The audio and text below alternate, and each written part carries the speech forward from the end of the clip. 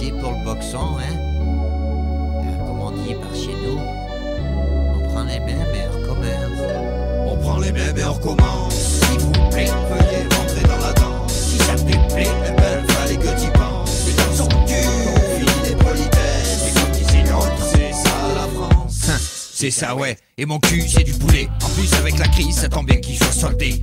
Quand je me mets à la fenêtre fixe, que je vois tous ces touristes, j'ai l'impression d'être en vitrine. Et vu que je peux pas bouger, le sable des plages cette année, je pourrais pas y toucher.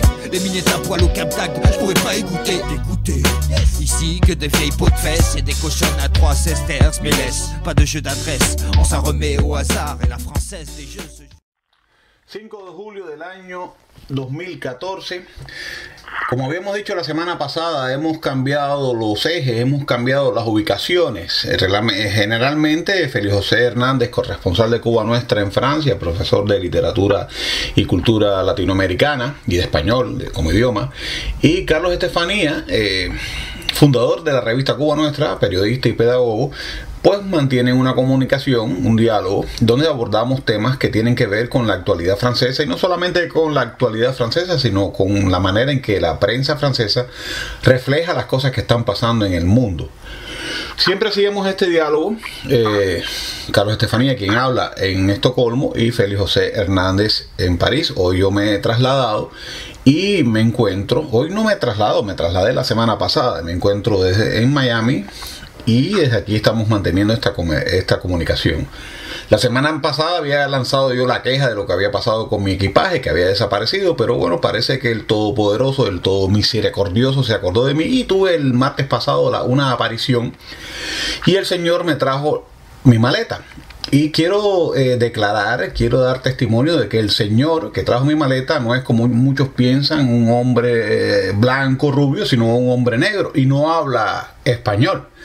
No habla español, a pesar de que se ha dicho de que entre las funciones que tienen las distintas lenguas, digamos, el alemán para la guerra, el francés para el amor, el italiano para el canto, el español es la lengua de Dios, ¿no? En este caso el señor no hablaba español, solamente hablaba inglés. Era naturalmente un nativo de esta zona que trabajaba en la empresa que trajo la maleta hasta la puerta de mi casa. Me alegra mucho haber recibido nuevamente mi equipaje, aunque me llama la atención que dentro de él iba un juguete que debería estar sellado y estaba abierto. Así que parece que alguien está hurgando en el interior de mi maleta. Pero de todas maneras, al fin y al cabo, llegó a mí.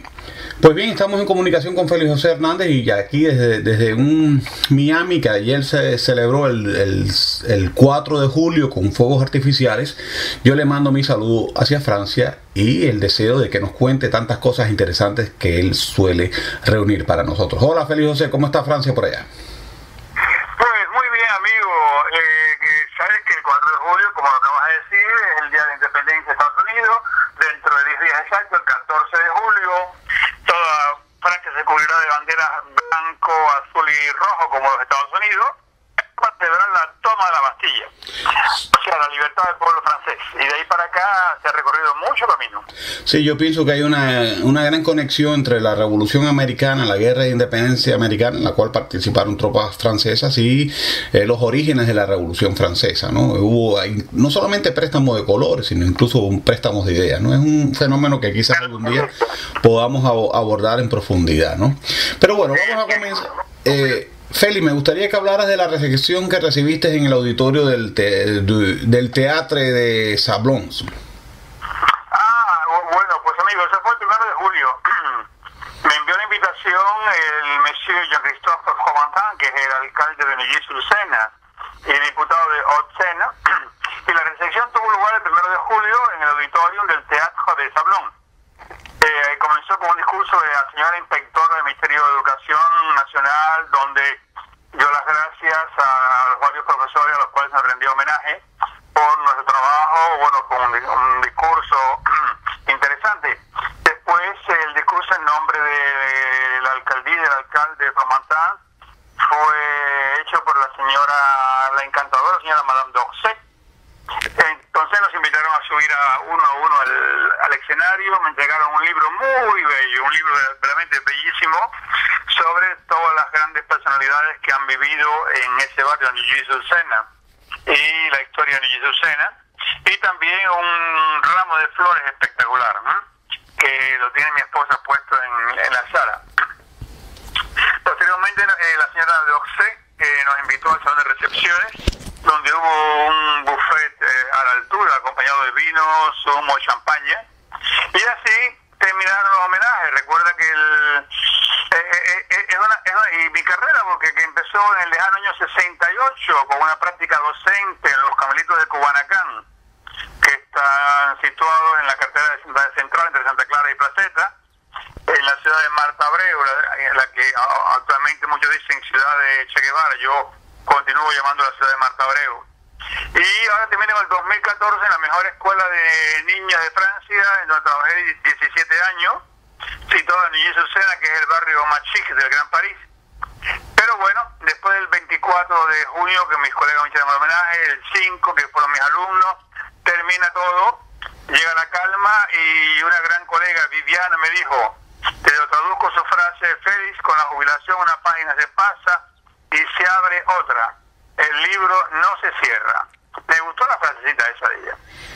Bueno, vemos que nuestro hombre en París sigue recibiendo homenajes. Eso sigue siendo para nosotros también un orgullo, ¿no? ¿Qué te parece? Ya se acabaron, ya. Bueno, ya, pero has tenido suficiente, por favor. Tienes que pagar algún día los homenajes a Félix José Hernández en París. De todas maneras, yo creo que te mereces eso y te merecerías muchos más, pero bueno, en algún momento todo tiene que terminar para que inicies tu nueva vida, ¿no? Vamos a hablar, hablando de vidas, a veces vemos en el cine que las cosas se solucionan entre las mafias y no dentro de las mafias, siempre con atentados, ¿no? ¿Cuánto puede costar un atentado por encargo? Pues mira, hay un artículo que de verdad que eriza con los pelos de punta. Resulta que no cuesta nada caro. Un atentado a la bomba que fue descubierto en un tren en la ciudad de Colonia, Alemania, en el 2006, le había costado a los terroristas solamente 400 euros para prepararlo, según Richard Barrett, experto en contraterrorismo. Los ataques, como los que mataron a 57 personas en Londres en el 2005, nada más que costaron $14,000 a los terroristas, según un informe de las autoridades británicas. Y todos los explosivos improvisados que matan a mucha gente en Afganistán pueden ser hechos por 300 euros, teniendo en cuenta que son bombas que se controlan a distancia, según un informe del Pentágono. Un atentado suicida, para hacerlo se puede encontrar una chaqueta explosiva por menos de 1.000 euros, y un automóvil que explote cargado de explosivos en un aparcamiento, en un lugar abandonado, pues cuesta entre 10.000 y 15.000 euros. Como ves, esto es increíble. Estos informes de los sistemas de seguridad, cómo prácticamente se pone al alcance de los atentados de cualquier organización terrorista. Claro, y estás hablando concretamente de lo que tiene que invertir el terrorista a la hora de cometer su crimen, ¿no? Bueno, ya lo saben la gente que encarga atentados, que no tienen por qué salirles demasiado caro, ¿no? Lo que les vayan a cobrar, porque realmente es poco lo que necesitan los asesinos para asesinar, ¿no? Es horroroso. Exactamente, pero tú estás haciéndole un daño al negocio del atentado, realmente. Aunque bueno, hay quienes lo cometen por sus ideas, ¿no? Pero hay quienes los cometen por encargo y evidentemente no pueden cobrar demasiado. Hay otro tema que vamos a abordar, es el tema de los tatuajes. Hoy precisamente tenía yo una pequeña polémica con mi mujer acerca de mi barba, y decía, bueno, ¿por qué usas la barba? Y yo decía, bueno, mi barba es a mí lo que son los tatuajes a los jóvenes. Quizás yo en mis códigos vea el tatuaje como un símbolo de piratería, de delincuencia, pero las nuevas generaciones, no conozco a nadie menor de 40 años prácticamente, antes eran 30 años, pero ya casi todo el mundo tiene algún tatuajillo por ahí, ¿no? Yo por suerte para mí todavía no me ha dado por eso, ¿no? Pero me gustaría un poco que nos hablaras un poco sobre la historia de los tatuajes. Yo tampoco tengo ninguno y no creo que llegaré a hacer ni uno, no lo creo. El tatuaje ha atravesado los siglos, las civilizaciones, los continentes, y su historia está contada por Anna y Julian, fundadores de la revista de arte Hey, en 300 obras y objetos tradicionales o contemporáneos. Esta práctica milenaria de connotación ritual, en efecto, fue muy reprimida por el colonialismo y por el cristianismo. En el siglo XIX, el hecho de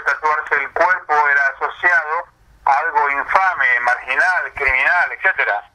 Pero desde hace 30 años aproximadamente, y sobre todo desde hace 10 años, el tatuaje forma parte de la mundialización, de la globalización, con las innovaciones técnicas, y ha resurgido. Y es una especie de moda que lo han puesto en muchos cantantes, y no solamente en los medios populares, sino también en los medios socioeconómicos superiores. Pero el tatuaje nunca había tenido el derecho a entrar en un museo como entra ahora. El recorrido del tatuaje se hace actualmente, está en el Museo de Quai Branly de París, con muchas fotos, con pósters, escenas de filmes, colores, motivos, y se revela la exploración etnográfica y sociológica que ofrece el placer de lo insólito y de la belleza artística de algunos tatuajes. Sí, realmente el tatuaje tiene múltiples lecturas, ¿no? Hay pueblos primitivos que lo usan, uno podía ver esos bellos tatuajes que usan las mafias japonesas también, que son tatuajes muy artísticos, ¿no? El tatuaje era muy común en Asia. Y ahora esta popularización, que no sé hasta qué punto será saludable el tatuaje, ¿no? En las nuevas generaciones, y como tú dices, no hace distingos de clases sociales, ni mucho menos.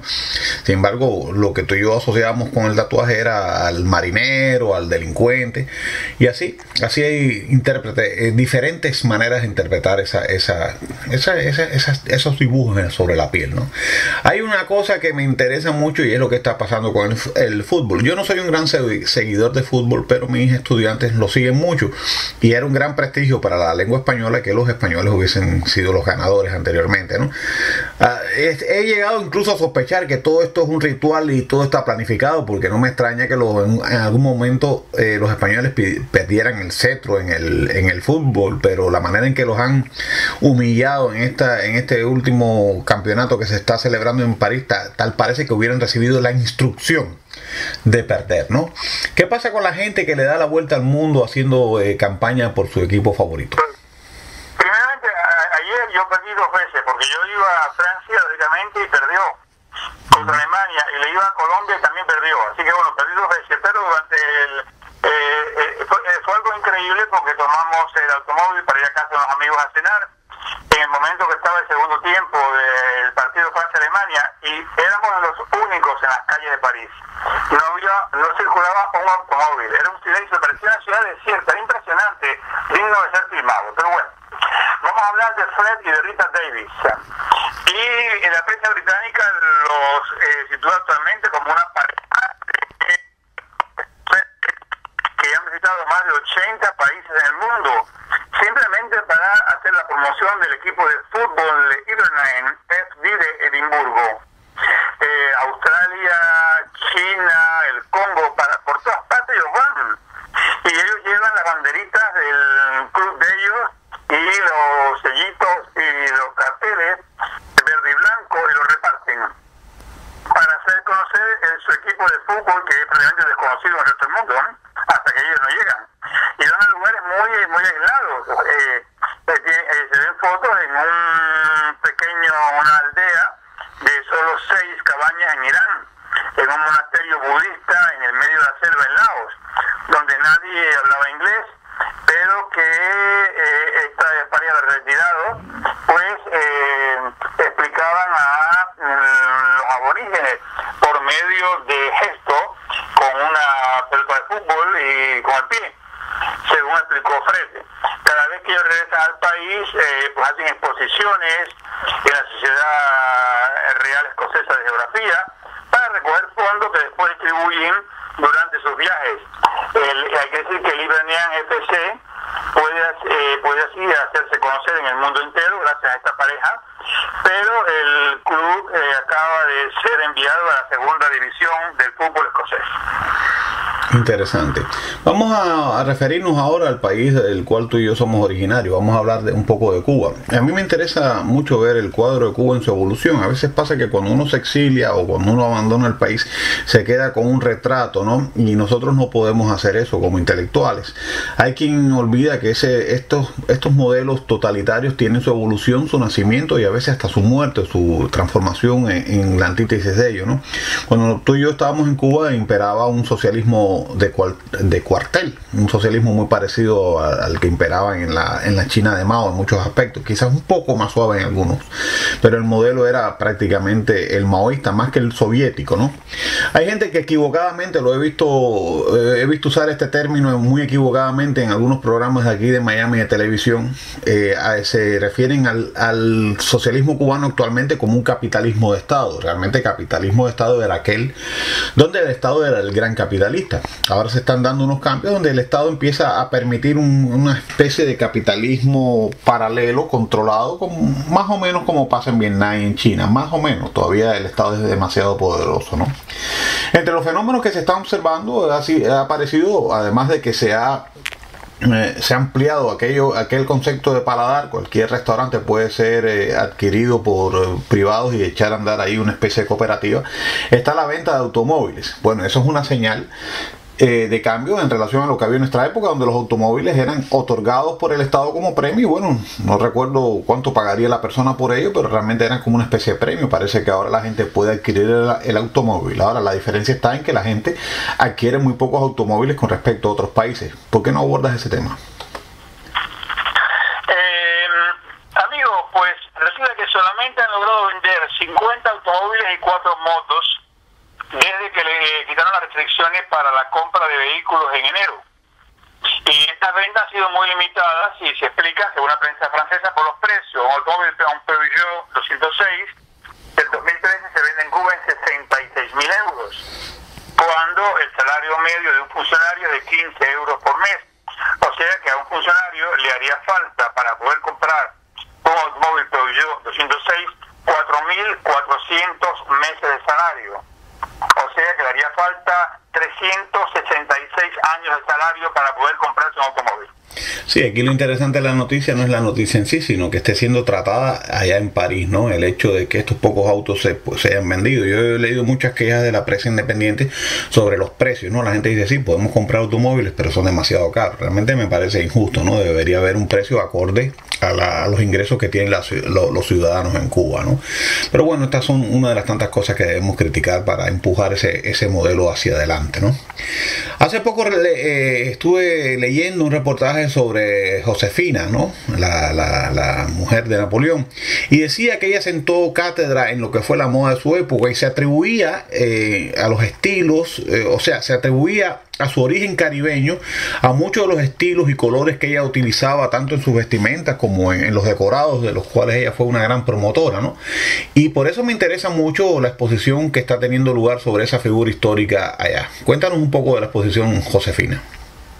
Más de 100.000 personas visitaron la exposición Josefina, que tuvo lugar entre el 12 de marzo y el 29 de junio en el Museo de Luxemburgo, aquí en París.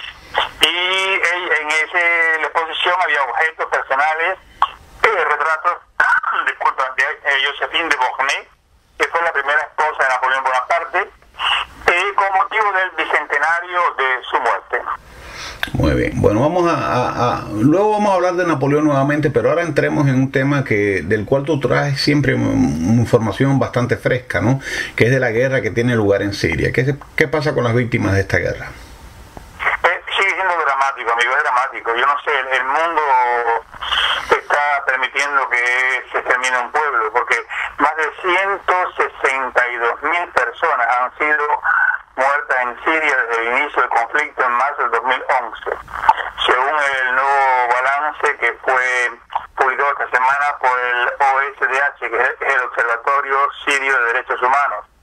Las violencias han matado a 42.701 combatientes de la oposición, a 61.170 miembros del régimen y a 53.948 civiles.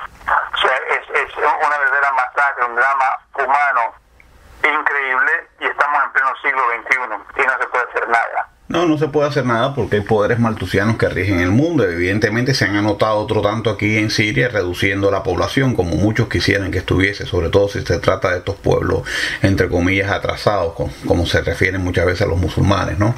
Bien, vamos a volver a Francia, vamos a hablar de Napoleón. Tú me contabas antes de que comenzáramos esta grabación de cómo Napoleón había rescatado el Palacio de las Tullerías, había convertido aquel palacio en el actual Museo del Louvre, ¿no? Y me gustaría que nos hablaras también de cómo los jardines de las Tullerías se están adquiriendo una gran actualidad con las fiestas que tienen lugar allí. Sí, se hace cada año. En realidad era el palacio que tenían en París los reyes de Francia, que a la Revolución Francesa, allí fue donde estuvieron presos María Antonieta, Luis XVI con sus hijos, etcétera, y de allí fue donde se trataron de escapar, o sea, que los cogieron en Varennes, llegando a la frontera. Pero bueno, después del palacio fue todo vendido, todo fue eliminado, los jardines cayeron en decadencia, y fue Napoleón el que convirtió el antiguo palacio de Tuileries en el Museo del Louvre.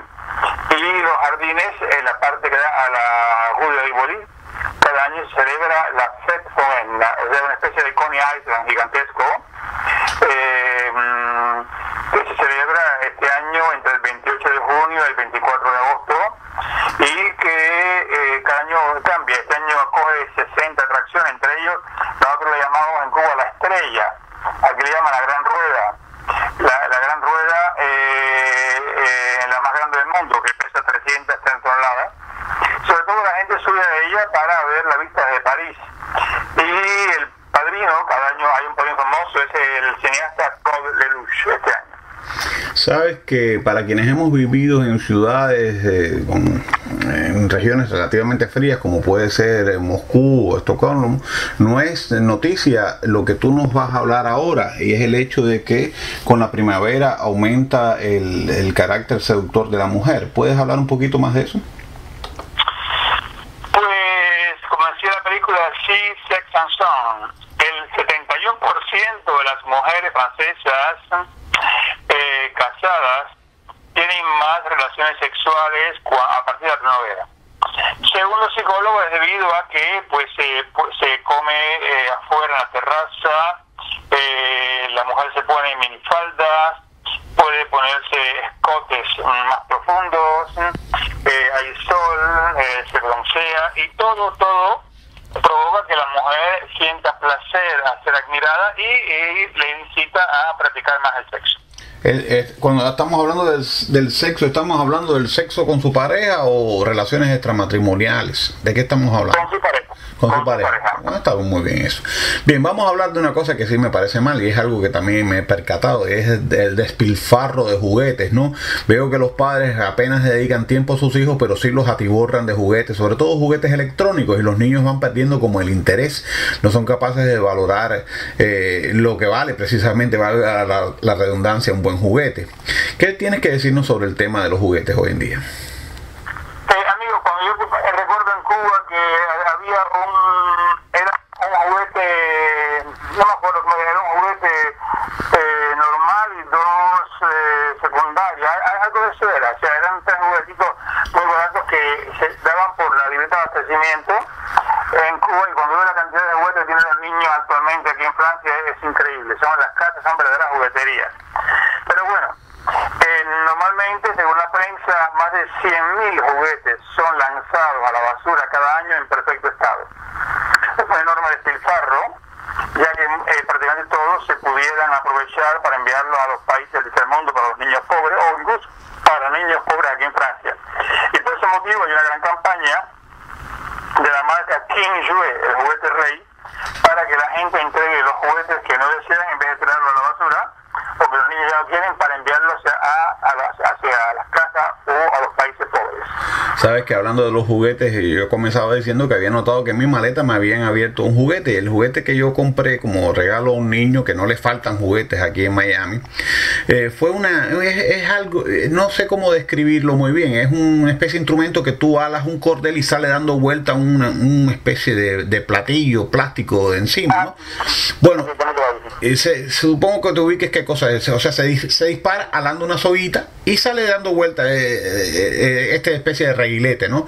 Pues el niño estaba fascinado con ese juguete. O sea, te das cuenta que los niños siguen siendo los mismos niños de nuestra época. Incluso otro presente que traje fue un juego de damas chinas, porque hacía años que no veía un juego de damas chinas. Entré en una tienda muy especializada en cosas, digamos, exóticas o de madera y danesa, y me encontré el típico tablero de damas chinas con su bueno, la caja, ¿no? Yo sé lo que estaba adentro, ¿no?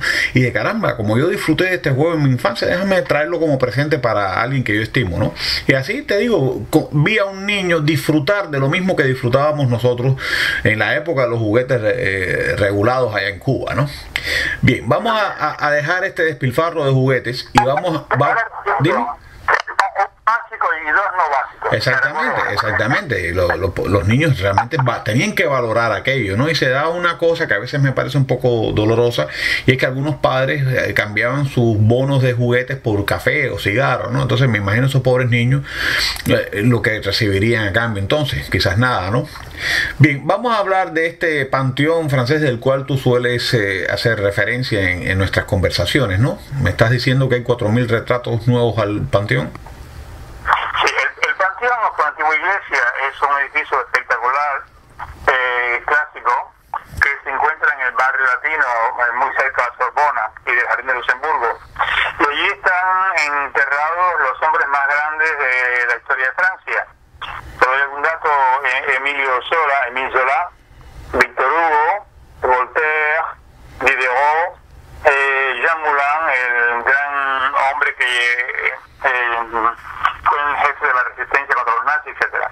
Y entonces resulta que ahora lo están restaurando, pero han puesto los andamios, y se le ha ocurrido a un artista francés, Gier, de hacer street art. O sea que ha sacado fotografías a 4.000 personas en la calle, anónimas, y esas fotos cubren actualmente las paredes del panteón, los suelos, la cúpula, todo. O sea, 4.000 personas normales, común y corriente, han entrado al santuario del laico de los grandes hombres franceses. Esto va a estar así hasta que en la noche del 5 de octubre, la noche blanca, pues el pueblo salga de nuevo de la necrópolis de los grandes hombres y quede solamente para ellos. O sea, todo un símbolo. Es un símbolo de democratización democratización del poder, ¿no? ¿Te gustaría estar tú en el panteón también, tu imagen ahí? ¿Te gustaría que apareciera tu foto de adentro? No, amigo, no. Bueno, vamos a pasar a algo que estás abordando últimamente y me parece muy interesante, que es el tema de los animales, ¿no? También estás trayendo información de alguna manera científica o que aborda temas de la biología o la zoología, ¿no? Vamos a hablar de los caballos, de cómo los caballos duermen de pie. Pues yo busco atrás de las curiosidades porque si, por ejemplo, ayer mismo en una escuela, en una creche, entró una señora de 47 años, ayer fue el último día de clases, y apuñaló a la maestra, la mató a puñaladas delante de todos los niños pequeñitos de 5 años. ¿Te imaginas el trauma? Entonces, si tú ves el noticiero, es un drama detrás de otro. Y entonces, pues, yo busco de vez en cuando algunas notas curiosas que hacen refrescar un poco. Y entonces, no sé si has visto los establos, que muy a menudo hay caballos con los párpados cerrados y tú dices, ¿están durmiendo? ¿Cómo pueden dormir de pie? Y en efecto están durmiendo, porque los caballos tienen la facultad de bloquear las articulaciones de sus patas, las rótulas y los fémurs, y que pueden soportar varios centenares de kilogramos sin ceder y sin cansar los músculos. Esta particularidad existe también, existe ya desde que mucho antes de ser domesticado. La especie fue domesticada hace 1.000 años antes de nuestra era, y es muy practicada por los equinos porque les permite escapar rápidamente en caso de peligro. A veces ellos se acuestan, pero cuando ellos tienen algún temor no lo hacen porque pueden perder tiempo en levantarse. Normalmente un caballo con 3 horas de sueño le bastan para estar en plena forma al día siguiente. Pero no es el caso, obviamente, de otros herbívoros, según los especialistas, como las cebras, las jirafas, los antílopes y los búfalos, que también pueden dormir de pie. Qué interesante, porque cuando comenzaste la noticia pensé si habría sido producto de la domesticación, pero no, evidentemente es una peculiaridad que tienen estos animales, quizás para huir de sus depredadores, ¿no? Bien, vamos a dejar a los caballos dormir de pie y vamos a entrar de nuevo en el tema de los fuegos artificiales. Te dije que ayer la gente del barrio donde me estoy quedando aquí en Miami tenían miles de fuegos artificiales y ese era el gran espectáculo. Hablemos de los que van a ser lanzados desde la Torre de Eiffel. Tradicionalmente en Francia tú puedes tirar incluso privadamente fuegos artificiales 2 días al año en mamá, o sea, el 31 de diciembre, la noche de San Silvestre, y que los españoles le llaman la noche vieja, y el 14 de julio, que es la fiesta nacional de la toma de la Bastilla. Pero hay otros que son fuegos artificiales oficiales, que son espectaculares, que son lanzados desde la Torre Eiffel el 14 de julio, pero acompañado de un gran espectáculo, porque la Torre Eiffel está frente al Trocadero, la colina, y da inicio al campo de Marte. Este año va a haber música clásica, Mozart, interpretaciones de Star Wars, de John Williams, y los fuegos que van a iluminar el cielo de París a las 11 en punto de la noche, frente a, se calcula, 500.000 de personas que ocuparán la colina del Trocadero y el campo de Marte, según anunció la alcaldía de París hace 3 días. El tema va a ser la guerra y la paz, y con tal motivo es por conmemorar el aniversario de la Primera Guerra Mundial. Los acontecimientos, el acontecimiento se verá precedido a la 1:30 por un gran concierto de música clásica en el campo de Marte, donde se van a interpretar fragmentos de la obra de Wagner, Verdi, Puccini, Offenbach, Tchaikovsky, y la presentación del acontecimiento será confiada a un animador muy simpático que se llama Stefan Werner, y la orquesta será la Nacional de Francia de la Radio France Internacional. Esperemos que tu cámara capte para nosotros imágenes de estos fuegos artificiales, ¿no? No solamente los que se vayan a tirar desde la torre, sino los que poblarán toda la bella ciudad de París, y que después podamos disfrutarlo tanto en tu página como en los canales donde nosotros transmitimos este diálogo, ¿no? Vamos a volver a la guerra, hablemos de los tanques de guerra. El tanque de guerra viene de la palabra tank, T-A-N-K-S. Y es simplemente estos artefactos blindados que fueron creados en la Primera Guerra Mundial. En efecto, fue una especie de camuflaje o de engaño que quisieron hacer los ingleses, escogiendo la palabra tanque, porque se trataba de engañar a los alemanes, haciéndole creer que los aliados tenían grandes tanques simplemente para llevar agua destinada a los soldados que eran enviados al frente, a la trinchera francesa. Y los primeros tanques ingleses los llamaban Mark I, o sea, Marcos I, y pudieron entrar en acción frente a la sorpresa general de los alemanes el 15 de septiembre del año 1916, aquí en Francia, en Fleur, en la región de Somme. Y los alemanes pensaban que eran simplemente tanques llenos de agua, lo cual fue una gran pérdida, provocó una gran pérdida para las fuerzas germánicas. Claro, es muy interesante el origen tanto de la palabra como del uso de los tanques, ¿no? Bien, otro tema que tú sueles abordar es el tema de la delincuencia y cómo esta puede afectar al turismo en Francia, ¿no? Así que encaja muy bien en ello el hecho de que se estén solicitando más policías para los campos elíseos. Sí, les hace el liceo a tener sus propios policías, ¿no? La jefatura de policía oficialmente ubicado este fin de semana una brigada especializada, la BST, en la célebre avenida la más bella del mundo, compuesta por 24 agentes que van a estar a pie en este lugar muy frecuentado. Ya lo habían practicado en un barrio de París donde hay muchos problemas, que se llama Belleville. También en la estación del norte que comunica Holanda y Bélgica con París. Ahí hay una presencia allí, porque son lugares donde normalmente hay unos ciertos delincuentes. Y en los Champs-Élysées a veces hay broncas por la madrugada a la salida de las discotecas, de los cabarets, y también muchos robos de tirar el turista al piso, arrancarle la bolsa, etcétera. Para facilitar el contacto de los agentes con el público, pues han escogido policías que hablan inglés, español, portugués, incluso japonés.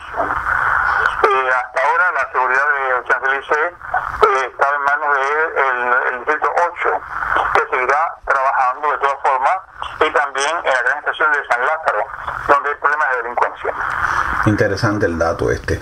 Bueno, hablando de la delincuencia, vamos a crear una situación, ¿no? Vamos a suponer que tú te encuentras en un banco y en ese momento ese banco es asaltado. Me gustaría saber cómo reaccionarías tú y cómo reaccionaría un personaje que se ha convertido en fuente de la noticia y del cual tú también nos vas a hablar. Cuéntanos primero cómo actuarías tú y cómo ha actuado este personaje. Yo veo a alguien entrar con una pistola en el banco y no me muevo. Al piso me pongo al piso. De pie me pongo de pie. Porque sobre todo trato de no cruzar su mirada. Para pasar lo más desconocido posible. Yo no soy héroe. Si hubiera sido héroe, me hubiera quedado en Cuba y hubiera tratado de matar a Fidel Castro, pero no, yo héroe. Yo soy un hombre muy normal. Ajá. ¿Y cómo fue este personaje entonces? Este es Jan Rewey. Este inglés de 34 años, pues se ha convertido en una especie de héroe de la policía de Londres, e incluso ha recibido una prima de 1.500 euros después de haber hecho huir a un asaltante de un banco. Él estaba en el banco cuando entró el hombre, le dijo en voz alta: esa pistola es de mentira, esa pistola es falsa. Y entonces el hombre siguió amenazando a todo el mundo, y él le dijo: oye, a todo el mundo, ese hombre es un estafador, eso no es una pistola de verdad. Cuando el hombre se dio cuenta, tiró al aire dentro del banco, pero en realidad no era una bala, no hubo ninguna rotura en el pecho. Era una copia perfecta de una pistola. Y entonces cuando salió, nuestro amigo de 34 años le cayó atrás al delincuente junto con un amigo de él que lo esperaba en el coche en la entrada, hasta el punto que dio tiempo en la gente, llegó el patrullero y lo llevaron preso, y ahora en Raúl se ha convertido en un héroe. No, pero supongo que sería un experto en armas, porque no debe ser fácil identificar una pistola de verdad o de mentira, porque entiendo que de verdad era falsa la pistola, ¿no? Sí, era falsa. Bueno, ese hombre tiene un gran mérito, pero evidentemente es un conocedor de armas, ¿no? Porque ¿cómo pudo adivinar que era falsa? En todo caso, es valiente su gesto, ¿no? Bien, vamos a seguir tratando temas curiosos. ¿Por qué no nos habla de las cifras curiosas que tienes preparadas para esta charla? Mira, hay cifras que son asombrosas, hay cifras extravagantes o insólitas. Aquí tengo 5, te voy a dar una detrás de otra. 12 metros 10. Es el largo del rollo de papel en el cual el Marqués de Sade escribió en 1785, mientras estaba preso, en los 120 días de Sodoma, o también llamado la Escuela del Libertinaje. Un buen rollo de papel, ¿no? Sí, hay una película que se ve esa escena donde él está escribiendo. Sí. 1 kilómetro de alto es esa altura de la futura torre más alta del mundo, la Kingdom Tower, que será inaugurada en el año 2018 en Jeddah, Arabia Saudí. Yo subí a la que está en los Emiratos Árabes Unidos, y la destrucción fue gigantesca porque aparte de 1 kilómetro de rascacielos, después todo lo que ves es nada más que agua y arena, no ves más nada. No es como Nueva York, que es fabuloso el espectáculo del barco del Empire State Building. Pero bueno, 6,175 en kilogramos. O sea, y de ellos 5, de esos 6,175 gramos, 5 kilogramos de oro macizo, 18 quilates. Será el peso de la Copa del Mundo de Fútbol, que será entregada el 13 de julio al capitán del país que venza en este campeonato mundial. Interesante. 3.000 asnos, o burros, como decimos en Cuba, han sido utilizados en las últimas elecciones presidenciales de Afganistán para repartir hasta Kabul, la capital, las urnas provenientes desde las zonas montañosas del país.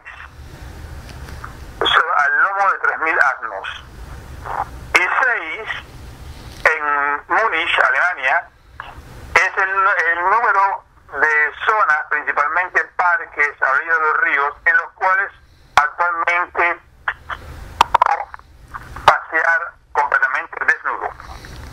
Interesante. ¿No tienes más cifras ya? O sea, esa es la última cifra que ibas a dar. Esas son las cifras. Ok, vamos a entrar en otro asunto que a mí desde muy joven me ha llamado siempre la atención, ¿no? Y yo recuerdo que estaba en la Unión Soviética, estaba haciendo ejercicios y de pronto sin querer con la mancuerna le di un golpe a un espejo, se me rompió y de ahí en adelante me pasaron una cantidad de cosas malas durante años de las cuales, vaya, todavía no me he recuperado, ¿no? Entonces me gustaría que abordáramos el tema de los 7 años de desgracia. Cuéntanos un poco de esto. Esta superstición viene de la antigüedad. El hecho de correr el riesgo de tener 7 años de desgracia si rompes un espejo. El origen está en el primer siglo, en la época del Imperio Romano. Entonces se creía que los espejos, que en aquella época eran muy raros y preciosos, no solamente se reflejaba la imagen de la persona, sino también el alma. Y entonces romper esa imagen equivalía a romper también el alma. Y la duración de 7 años está muy ligada a los ciclos de la vida de los romanos. Ellos estimaban que una persona evolucionaba cada 7 años, por ejemplo, de 0 a 7 años, de 7 a 14, etcétera. Y cada etapa formaba parte de la personalidad del individuo. Si un individuo rompía un espejo, la maldición entonces tenía que caer durante todo su ciclo, o sea, durante 7 años. Y no podía ser eliminada hasta que no comenzara un nuevo ciclo. La creencia después ha perdurado y llega a nuestros días.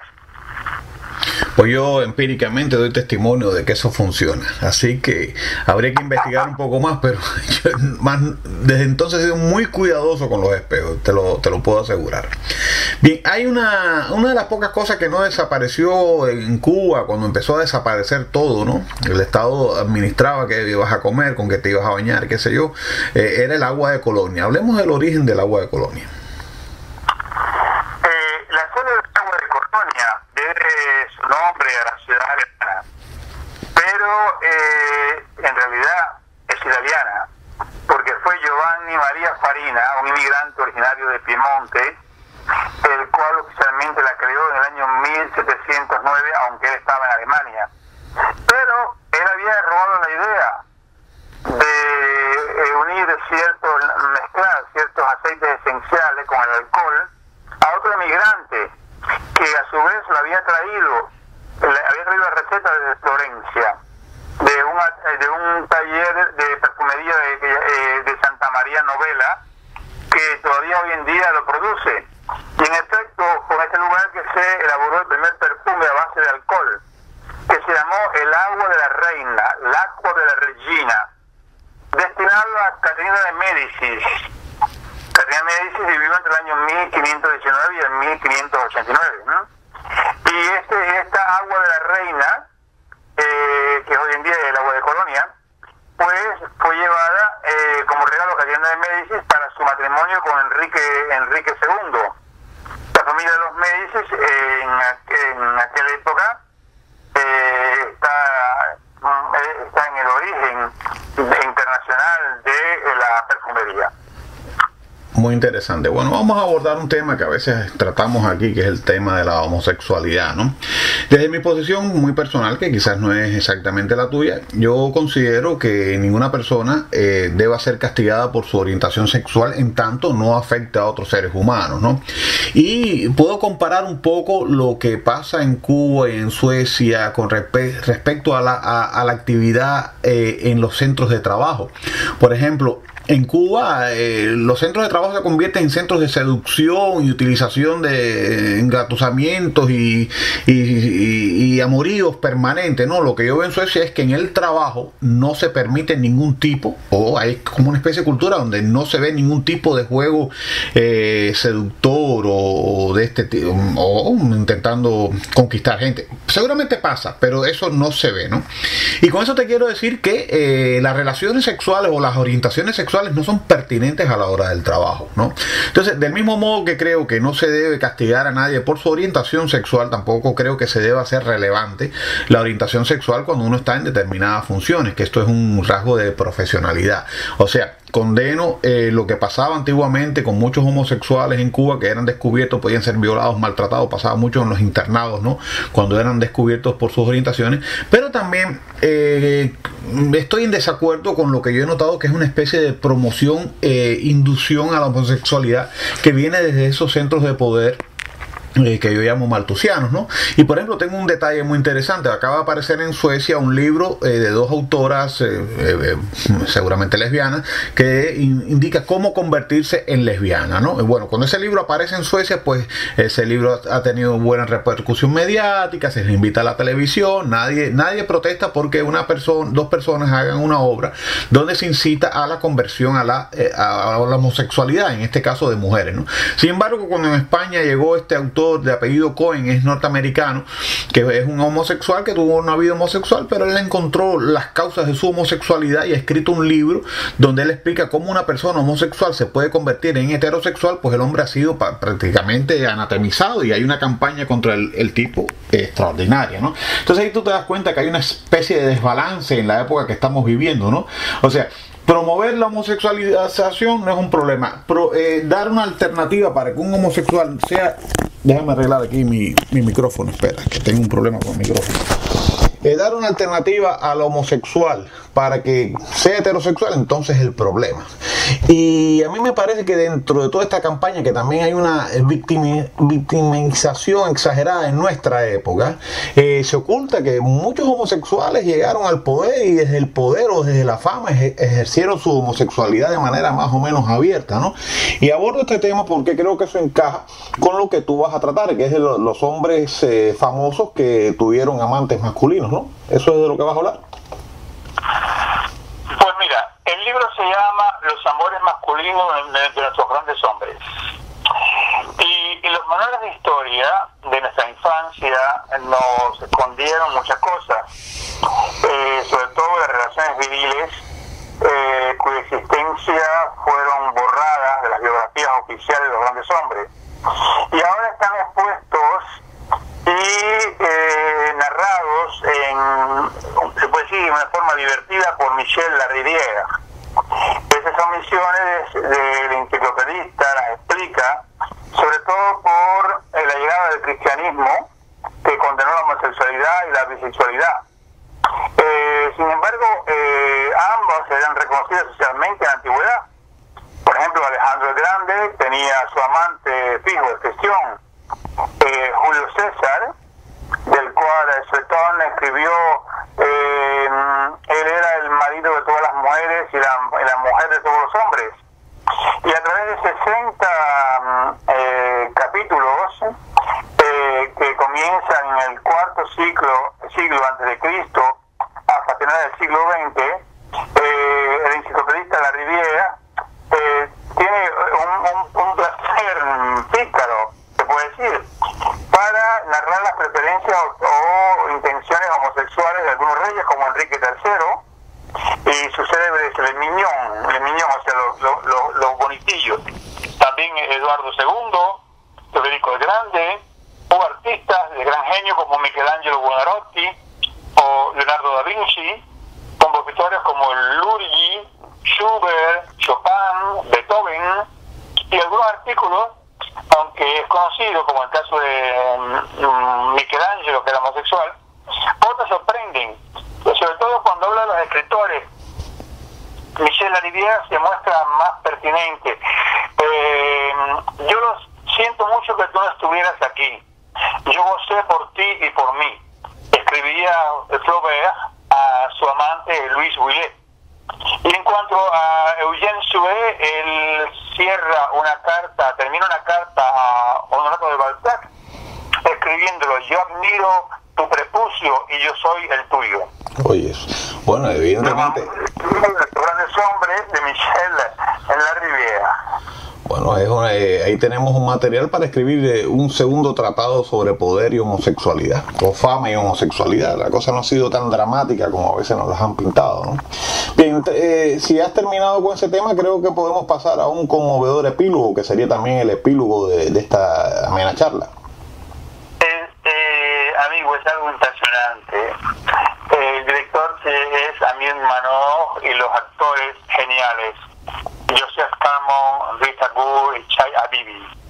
La película Epílogo dura una hora y media de emoción. Una pareja en el crepúsculo de la vida. No es nada alegre la película, pero el dúo de actores son formidables. Narra la historia de Ayuta y de Pedra, que viven en la soledad, ellos dos, y en la discreción su miseria absoluta. Ellos se aman, se siguen amando, tienen más de 80 años, hay una caricia, una sonrisa, sus quimeras, ella sus ilusiones.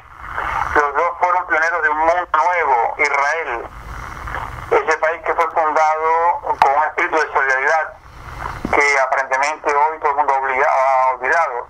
Y aquí en las calles de Tel Aviv, donde pasa la película, por las noches ellos salen como fantasmas, despreciados, a ver si encuentran algo que comer en los basureros. Algo que comer,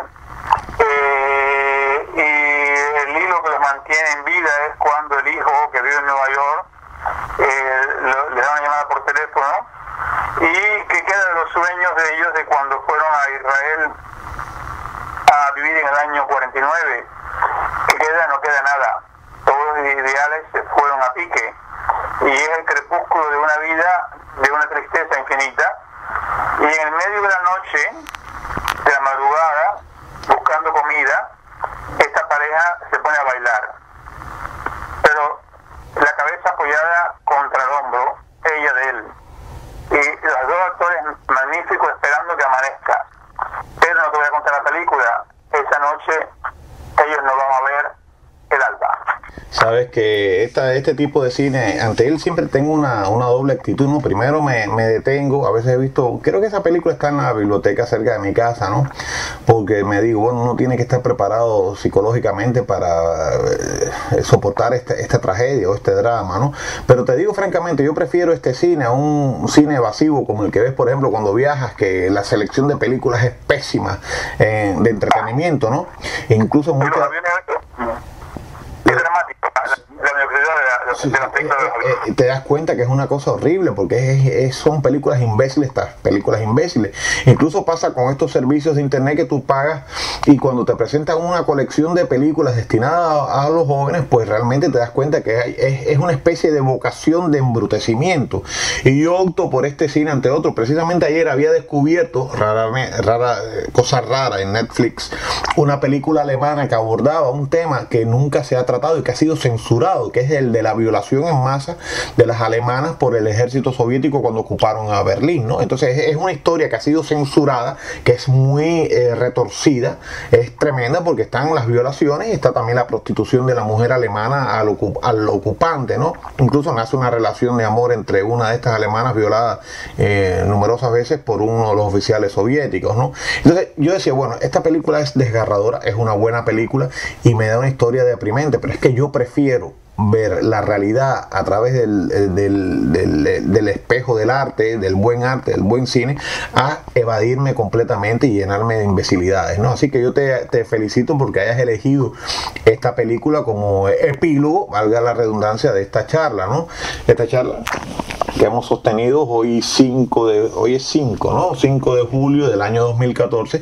Félix José Hernández y Carlos Estefanía. Félix José Hernández desde París y Carlos Estefanía desde Miami, Florida, Estados Unidos. Félix, yo quiero, antes de que te despidas, ¿no?, que le digas a todos cuál es la dirección de tu página de internet para que puedan leer, además de tus discursos, por estas premiaciones que has recibido, estos homenajes, quiero decir, otros textos y las magníficas crónicas o cartas Ofelias que tú escribes. ¿Puedes decirle, por favor, dónde te pueden leer? Pues sí, amigo, www, o como dicen los españoles, www.cartasaofelia.com, todo junto, la pasen bonito, como dice un amigo chileno, y hasta la semana próxima. Pues por mi parte también después de despedir a Félix José Hernández, yo invito a todos a que traten de escuchar no solamente esta charla que hemos sostenido Félix José Hernández y yo, sino otras muchas que ya hemos ido acumulando en nuestra página de iVoox, también en nuestro canal de YouTube y por supuesto en Facebook. Solamente tienen que poner Cuba Nuestra y ahí van a aparecer las distintas charlas. Así que desde aquí nos despedimos y esperemos que la próxima semana estemos nuevamente en comunicación a través de las redes sociales. Hasta la vista. Au hasard et la française des jeux se joue de nos derniers espoirs. C'est le désespoir. Ensemble dans le trop boire jusque trop tard. Au réveil le lendemain c'est le trou noir. On doit sur la sonnette de mon pote. On trotte vers le PMU voir ce qui s'y frotte. Une noisette et le turf du jour s'il te plaît. Que je trouve le bon canasson, ça va payer. On prend les mêmes et on recommence.